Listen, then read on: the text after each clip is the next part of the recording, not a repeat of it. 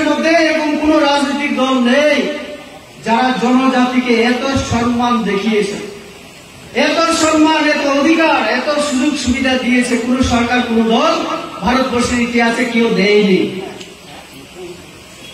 আমাদের এই সরকার হওয়ার পরে, সেটা দিল্লিতে হোক আর রাজ্যে হোক, আমি 3 প্রাসাদের কথা বাদই দিলাম, সব থেকে লাভ কার হয়েছে জানেন?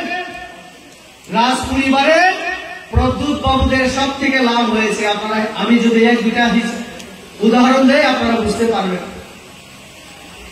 এখন যিনি এমপি কৃতি সিং, উনি কি ব্লু রিয়াং সম্প্রদায়ের জুনিয়া পরিবারের না? কে তিনি? নিজেকে পরিচয় দেন তিনি মহারানী। কোন রাজ্যের মহারানী? তিনি ওই মধ্যপ্রদেশ আলাদা হয়ে একটা ছত্তিশগড় রাজ্য হয়েছে নতুন, সেই মধ্যপ্রদেশের রাজ পরিবারে ওনার বিয়ে হয়েছে।